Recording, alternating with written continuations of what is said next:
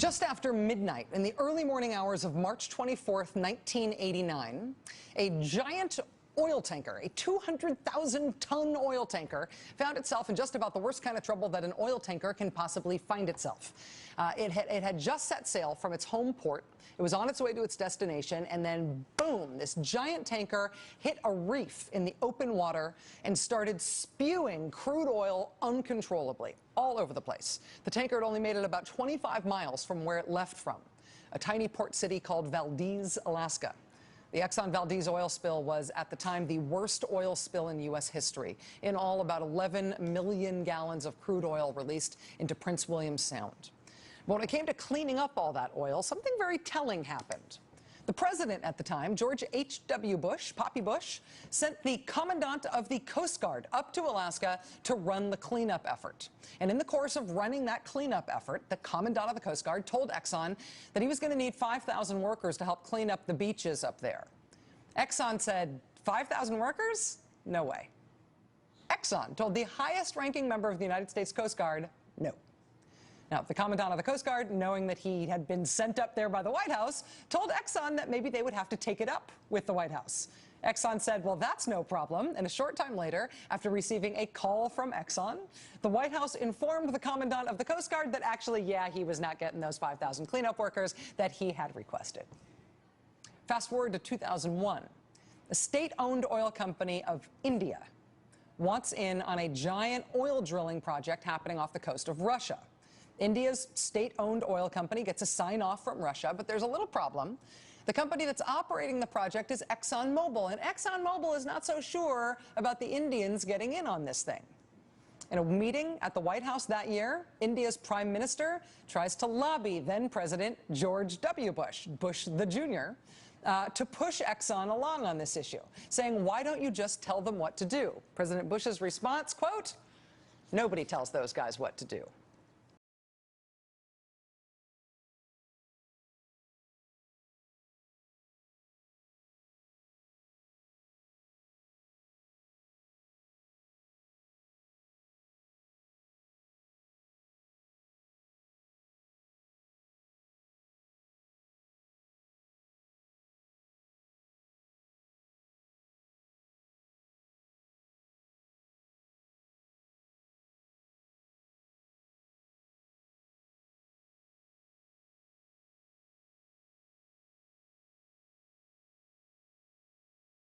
What has potential for you?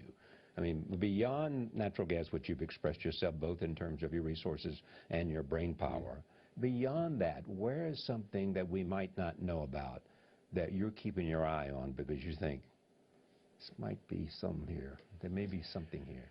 Well, I wouldn't want to exactly characterize it that way, and if there was, I probably wouldn't tell you. Yeah, I was worried about the latter, but not the former.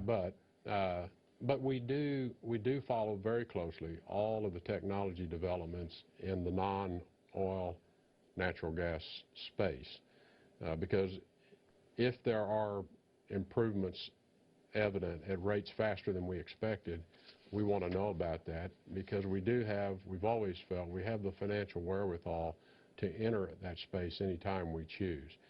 Because you see in anybody's lifetime, I mean, it's extraordinary what we've seen. Just in our lifetime. The genome, the brain. The way we work today, I would never have dreamed in my company that we would be doing the things we're doing. I stand in awe of my engineers and scientists and what they do today that I never would have dreamed possible when I was a young engineer working. Imagine this for a moment. The President of the United States calls you and says, Rex, I'd like you to come down to the White House and let's have a conversation. These are tough times for me, and I'm trying to do the best I can. You know energy as well as anybody knows energy. I'm beginning a new administration here. I've got a new energy secretary. The world is a tough place, and the neighborhoods in this world that are really tough, and I need you to help me, tell me, in terms of energy, which is vital. Bill Gates says it's the #1 concern he has, and he's involved in lots of things. What do we need to do? You would say to him what? Well, I think we need to agree on our national priorities around energy.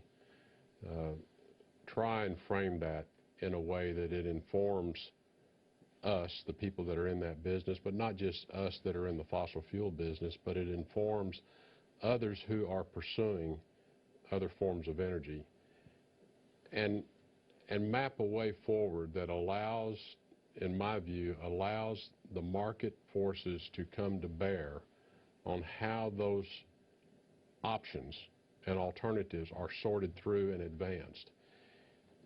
Much of what's been done to this point has been an enormous amount of interference with that process of discovery and perfection and improvement. And it's been by well-intended people. And I appreciate that it's been by well-intended people who want to promote the advancement of alternative energy sources.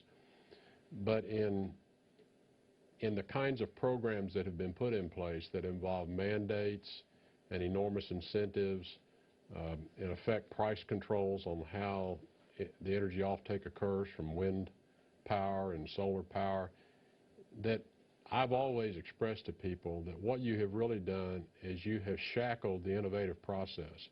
Because what drives innovation in many respects is failure. That I'm that close, if I could just get it, if I could just overcome this, I've got the winner. And so when it is succeeding for false reasons, it's succeeding because it doesn't have a competitor. It's succeeding because it is so incentivized. What we've really done is slowed down the process of innovation and breakthrough. I think there are enormous challenges around these alternatives which need to be dealt with. And so I think it's more a question of how does the U.S. government want to support and promote the research activities that are necessary to take these forms of energy to a different level of performance.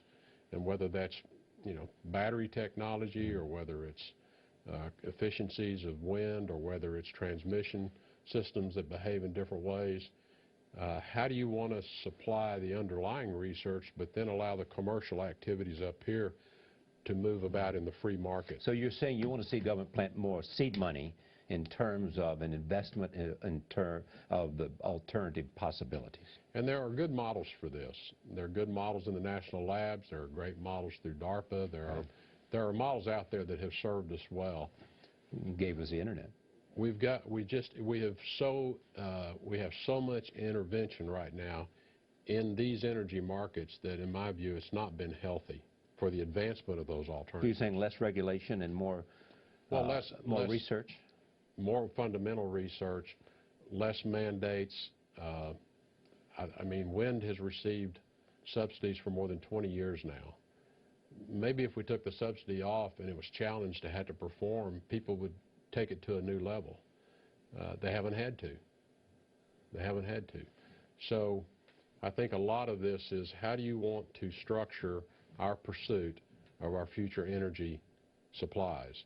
And the President has said he is a proponent of all of the above, and we are too. We are too. That's a very sensible strategy. And how do you want to use the things that are very sure and we know how to use them? Use them better. Use oil better. Use gasoline, diesel, use all that stuff better. And there are things we yet can do while you're pursuing, though, that next generation that is everyone's vision. How do you want to lay the roadmap out to do that? And put the roadmap in place so that it survives you, Mr. President, because none of your predecessors have been successful at doing that. Have you had this conversation with him? I've had parts of that conversation with him, and I've had it with others. No. So you think he has a listening ear, that he wants to hear what you have to say? He has a lot of people speaking into that ear. Thank you. Thank you for joining us. My pleasure, Charlie. Rex Tillerson, the CEO of Exxon Mobil, the largest company in the world in terms of market capitalization. Thank you for joining us. Right there. See you next time. Well, I was pointing to him, but that's all right. Since you're there, let's do this one, and then we'll go there. Hi, I'm David Fenton. Mr. Tillerson, I want to talk about science and risk. And I agree with you, that's the way we must proceed. So, as you know, it's a basic fact of physics that CO2 traps heat, and too much CO2 will mean it'll get too hot, and we will face enormous risks as a result of this, not only to our way of life, but to the world economy. it will be devastating. The seas will rise, the coastlines will be unstable for generations. The price of food will go crazy. This is what we face, and we all know it. Now, so my question for you, since we all know this knowledge, we're a little in denial of it. You know, if we burn all these reserves you talk about, you can kiss future generations goodbye. Now, maybe we'll find a solution to take it out of the air, but as you know, we don't have one. So what are you going to do about this? We need your help to do something about this. Well, let me say that we have studied that issue and continue to study it as well. We are and have been longtime participants in the IPCC panels. We author many of the IPCC subcommittee papers, and we peer review most of them. So we are very current on the science, our understanding of the science, and importantly, and this is where I'm going to take exception to something you've said, the competency of the models to predict the future. We've been working with a very good team at MIT now for more than 20 years on this area of modeling climate, which, since obviously it's an area of great interest to you, you know and have to know the competencies of the models are not particularly good. Now, you can plug in assumptions on many elements of the climate system that we cannot model, and you know what they all are. We cannot model aerosols, we cannot model clouds, which are big, big factors in how the CO2 concentrations in the atmosphere affect temperatures at surface level. The models we need, and we are putting a lot of money supporting people and continuing to work on these models, try and become more competent with the models. But our ability to predict with any accuracy what the future is going to be is really pretty limited. So our approach is we do look at the range of the outcomes and try and understand the consequences of that. And clearly there's going to be an impact. So I'm not disputing that increasing CO2 emissions in the atmosphere is going to have an impact. It'll have a warming impact. How large it is what is very hard for anyone to predict. And depending on how large it is, then projects how dire the consequences are. As we have looked at the most recent studies coming out in the IPCC reports, which I've seen the drafts, and I can't say too much because they're not out yet. But when you predict things like sea level rise, you get numbers all over the map. If you take what I would call a reasonable scientific approach to that, we believe those consequences are manageable. They do require us to begin to exert or spend more policy effort on adaptation. What do you want to do if we think the future has sea level rising 4 inches, 6 inches? Where are the impacted areas, and what do you want to do to adapt to that? And as human beings, as a species, that's why we're all still here. We have spent our entire existence adapting. Okay, so we will adapt to this. Changes to weather patterns that move crop production areas around, we'll adapt to that. It's an engineering problem, and it has engineering solutions. And so I don't, the fear factor that people want to throw out there to say we just have to stop this, I do not accept. I do believe we have to be efficient and we have to manage it, but we also need to look at the other side of the engineering solution, which is how are we going to adapt to it? And there are solutions. It's not a problem that we can't solve. But let's stick with that for just a second. I mean, Exxon Mobil, before you became CEO, was very aggressive and overt in challenging and mounting a public relations campaign against the sorts of things that Mr. Fenton just managed. You changed that when you came in. But I guess the question I'd ask you, I was at my daughter's graduation last weekend, and the graduation speaker said that global warming is the great challenge of your generation. Do you agree with that? Would you agree that it's in at least one of the top 5 challenges of the generation, or do you personally think that it's been way overblown? No, I think it's a great challenge, but I think it's a question back to priorities. And I think, as I just described, based on our understanding of the system and the models and the science, and that there are engineering solutions to adapting, that we think it's solvable. And I think there are much more pressing priorities that we as a human being race and society need to deal with. There are still hundreds of millions, billions of people living in abject poverty around the world. They need electricity. They need electricity they can count on, that they can afford. They need fuel to cook their food on that's not animal dung. There are more people's health being dramatically affected because they don't even have access to fossil fuels to burn. They love to burn fossil fuels because their quality of life would rise immeasurably, and their quality of health and the health of their children and their future would rise immeasurably. You'd save millions upon millions of lives by making fossil fuels more available to a lot of the part of the world that doesn't have it.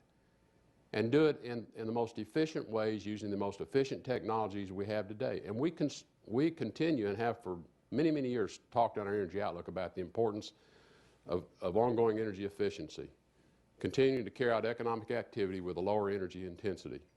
And we've been very good as a country at doing that. We've been very good globally at doing that, and there's more potential in it. It's hard to bet against science, though, isn't it? Never bet against science. Never.